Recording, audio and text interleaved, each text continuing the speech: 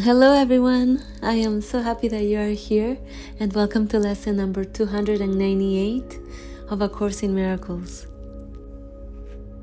What is the real world? The real world is a symbol, like the rest of what perception offers. Yet it stands for what is opposite to what you made. Your world is seen through eyes of fear and brings the witnesses of terror to your mind.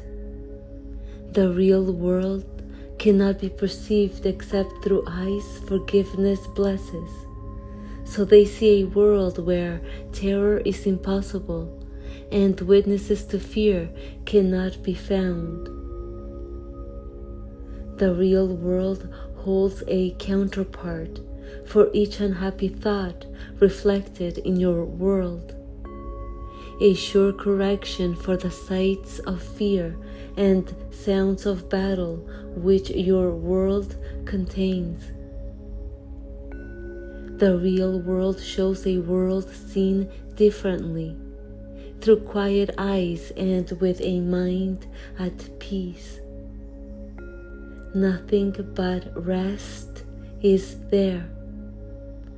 There are no cries of pain and sorrow heard, for nothing there remains outside forgiveness, and the sights are gentle. Only happy sights and sounds can reach the mind that has forgiven itself. What need has such a mind for thoughts of death, attack, and murder?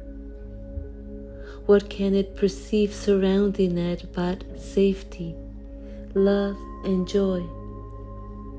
What is there it would choose to be condemned, and what is there that it would judge against? The world it sees arises from a mind at peace within itself. No danger lurks in anything it sees, for it is kind, and only kindness does it look upon. The real world is the symbol that the dream of sin and guilt is over, and God's Son no longer sleeps. His waking eyes perceive the sure reflection of his Father's love, the certain promise that he is redeemed. The real world signifies the end of time, for its perception makes time purposeless. The Holy Spirit has no need of time when it has served his purpose.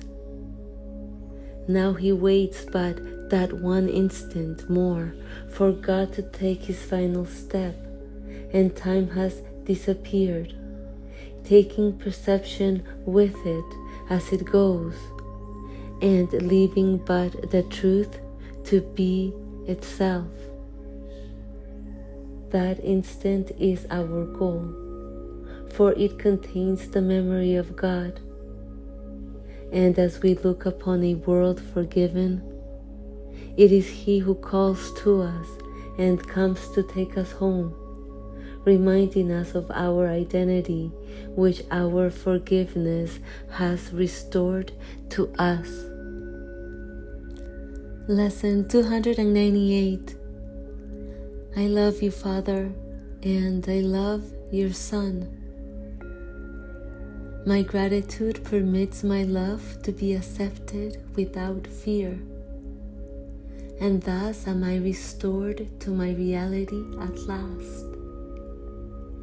All that intruded on my holy sight, forgiveness takes away, and I draw near the end of senseless journeys, mad careers, and artificial values. I accept instead what God establishes as mine, sure that in that alone I will be saved, sure that I go through fear to meet my love. Father, I come to you today because I would not follow any way but yours. You are beside me. Certain is your way, and I am grateful for your holy gifts of certain sanctuary and escape from everything that would obscure my love for God, my Father, and His Holy Son. Okay, that is lesson number 298 of A Course in Miracles. I love you, Father, and I love your Son. Yes, I love you, Father, and I love your Son. How can I love you without loving your Son, if you are the Divine Spirit appearing as your Son? There are not two, Father, just one. And I was mistaken when I thought you could be separate from me, or that I could be separate from your Son. I was mistaken when I thought I was the body, a separate individual, alone and at the mercy of the world. I was mistaken when I thought I had any control or no control at all, and thought that fear and I were one. Now I know that the thought I is only that, a thought. The initial thought that seems to veil love's eternal presence. The initial illusion from where fear simultaneously arises. And the reason why the ego is afraid of the eternal now. Because in the eternal now, the ego mind disappears. And so the ego self is afraid to let go. It can't let go of thinking because it depends on its apparent thinking to survive. And so the ego can't let go of thinking it's in control. That's why the illusory mind is afraid to completely surrender to the eternal now. It can't relax. It is seemingly bound to its thoughts. It can't let go of the past. In the contrary, it brings the past into the present now, bringing resentment into the present, reinforcing its mortal identity to being a winner or a loser, a victim or a bully.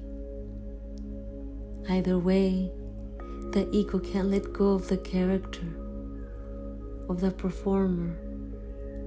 It can't let go of the doership, of the ownership. The ego is the one on top of everything, and the one that always fails at everything. The one that thinks it is in or lacks control. Either way, deep down, beneath all fears, the ego is ultimately afraid of letting go of the persona, of letting go of the character, of the performance, of the falsity, of the superficial act. The ego is the one that suffers, yet it can't let go.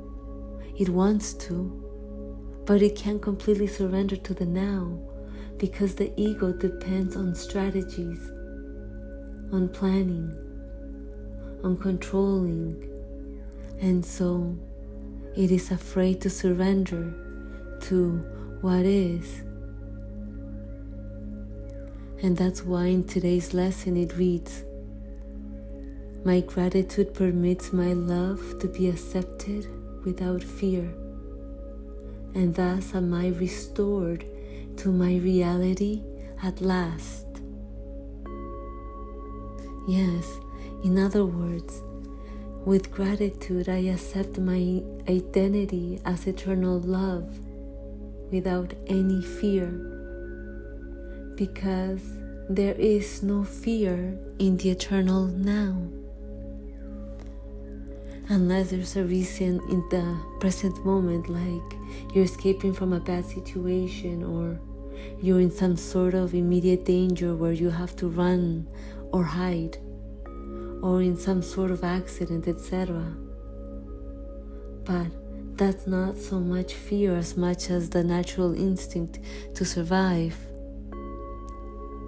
But in the eternal now, there is no fear, meaning thoughts and presence can't coexist.